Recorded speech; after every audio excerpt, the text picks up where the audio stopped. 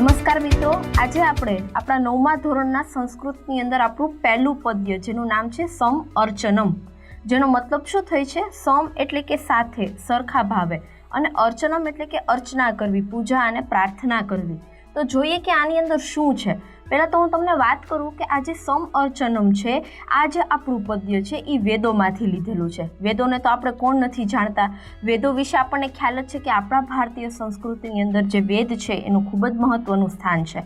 અને મુખ્ય જે આપણા 4 વેદો છે, ઋગ્વેદ, યજુર્વેદ, સામવેદ અને અથર્વવેદ, આ જે 4 વેદો છે એની અંદર જે મંત્રો છે, જે શ્લોક છે, જે પદ્ય છે એને આપણે મંત્ર કહીએ છીએ, બરાબર? એટલે કે વેદોમાં જે આપણને શ્લોક આપેલા છે એને આપણે મંત્રો કહી શકીએ. શા માટે આપણે એને મંત્રો જ કહીએ છીએ? કારણ કે એનું ઉચ્ચારણ શક્ય છે, બરાબર? પહેલાંના ઋષિમુનિઓ છે આ વેદોનું ઉચ્ચારણ કરતા, આ વેદોનું જ્ઞાન કરતા, એટલા માટે છે એ આને મંત્રો કહી શકાય છે. હવે આમાં અર્ચના કરવામાં આવી છે. આપણા પદ્યનું નામ જ છે કે સાથે મળીને બધા અર્ચના એટલે કે પૂજા અને પ્રાર્થના કરીએ. મિત્રો, મંગલાચરણ શબ્દ તમે સાંભળ્યો હશે. જ્યારે પણ આપણે સંસ્કૃતના કોઈ સાહિત્યનું અધ્યયન કરીએ છીએ, ખાસ કરીને જ્યારે આપણે વેદોનું અધ્યયન કરીએ છીએ, ત્યારે મંગલાચરણની સ્તુતિ આપણે કરતા હોઈએ છીએ. એટલે કે સારી ભાવના. મંગલાચરણ મતલબ કે તમે કોઈ પણ કાર્યની શરૂઆત કરો છો ત્યારે તમે એક સારી ભાવના રાખો છો કે મારું આ કાર્ય સફળ થાય.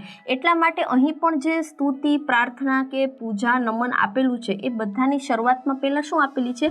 મંગલાચરણની ભાવના આપેલી છે. એટલે કે આપણી અંદર કોઈક એવી હકારાત્મકતા, એવા પાસાઓ વિકાસ પામે એવું આપણે આચરણ કરીએ, સારું આચરણ કરીએ, સારી ભાવના રાખીએ, એવી દ્રષ્ટિથી મંગલાચરણથી જ આપણે ગમે અધ્યયનનું શરૂઆત કરતા હોઈએ છીએ.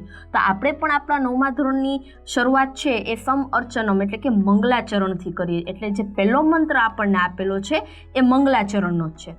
એ સિવાય તમને વાત કરું તો આની અંદર આપણને જેટલા પણ મંત્રો આપેલા છે, આ મંત્રો છે એ સ્તુતિ કરવા માટે, એટલે કે ઈષ્ટદેવને યાદ કરવા માટે, પ્રાર્થના કરવા માટે, પૂજન અને નમન કરવા માટે આ જેટલા પણ મંત્રો છે એટલા માટે આપેલા છે. વેદોની અંદર જે મંત્રો છે એનો ઉપયોગ આપણે આ રીતે જ કરીએ છીએ. શરૂઆત કરીએ આપણે મિત્રો મંગલાચરણથી, એટલે કે જે આપણું પહેલું મંત્ર છે, બરાબર? ત્યાંથી જોઈએ કે ત્યાં છે એ શેની વાત કરી છે. કેમ કે આપણે શીખવાનું શું છે? સ્તુતિ, પ્રાર્થના, પૂજન, નમન. એટલે કે આપણને જેટલા પણ મંત્રો આપેલા છે એ બધા એને જ લગતા છે, એને જ સંબંધિત છે. તો આપણો જે